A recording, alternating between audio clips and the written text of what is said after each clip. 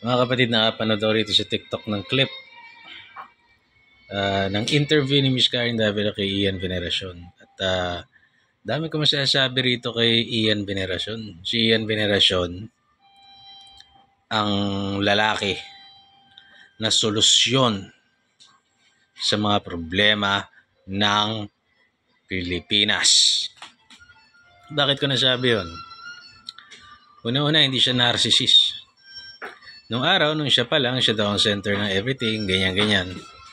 Tapos nung nagkaanak daw siya, yung panganay niya, naging organized siya, karoon siya ng plano.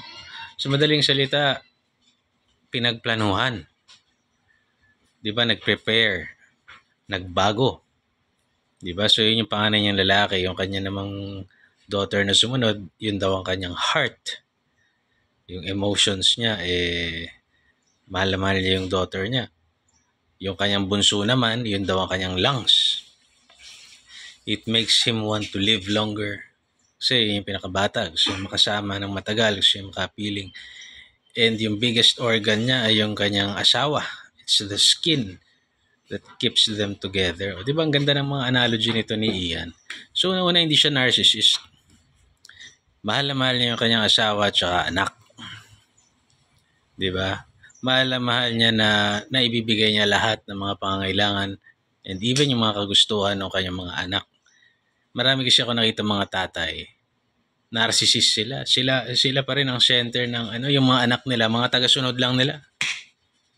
Diba? Kaya wala nangyayari kaya yung mga anak nila, kundi may anxiety, may mental health problem, wala nangyayari sa buhay.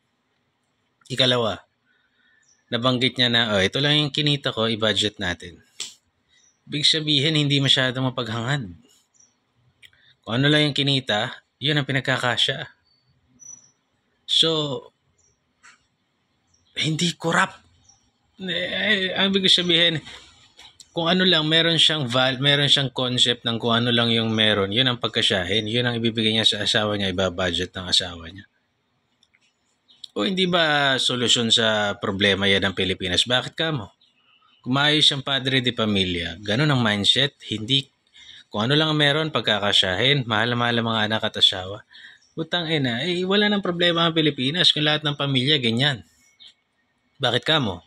Pagbubutihin nila yung buhay nila, ayaw nila makaperwisyo sa iba. Pag nailagay sa mga pwesto na may kapangyarihan, hindi mangungurakot kasi kung ano lang yung sweldo, yun lang ang pagkasyahin. Ganun ang mindset. Gusto sama-sama. Diba? Hindi man bababae, hindi man ginagawa ang hobbies, kasama ang pamilya, kasama ang anak. Ayaw mamerwisyo ng kapwa kasi ayaw din nilang maperwisyo. Kung ganyan ang bawat pamilya rito, asenso ang Pilipinas. Kung ganyan ang mga padre de pamilya, kung ganyan mag-isip. Di ba? Walang problema ang Pilipinas.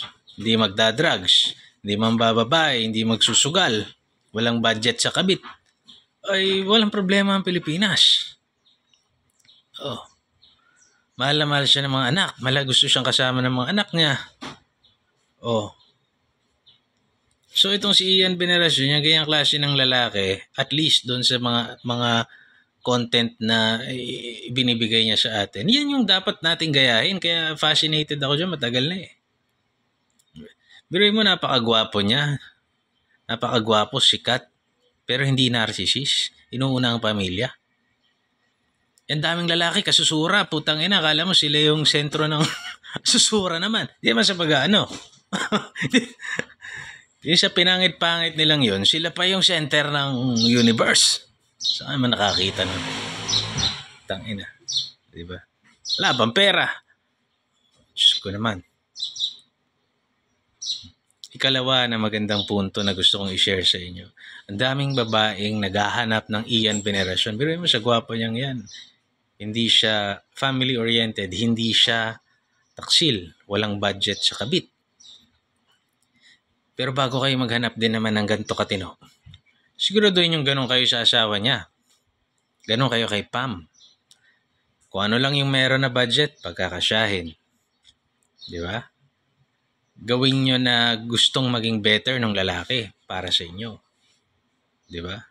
Kung kuda ka ng kuda ka ng kuda, di ka naman marunong mag-budget, lustay kang babae ka, susugal ka pa, trabaho siya, masusugal ka, nang lalalaki ka pa, putang ina, tapos hanap ka ng Ian Veneracion naman.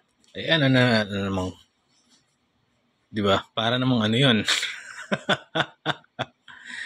So let us be better versions of ourselves. Kung gusto mo ng ganyan, di ba? Ako, kung gusto ko magkaroon ng pamilya na katulad ng sa kanya, I have to try to be like him. And yung partner ko should also be try to be like his partner. Yung learn the lessons na meron yung mga successful na tao para tayo maging successful. Hindi lang kasi tayo yung maapektuhan natin, pati yung anak natin. Ako, may anak na ako.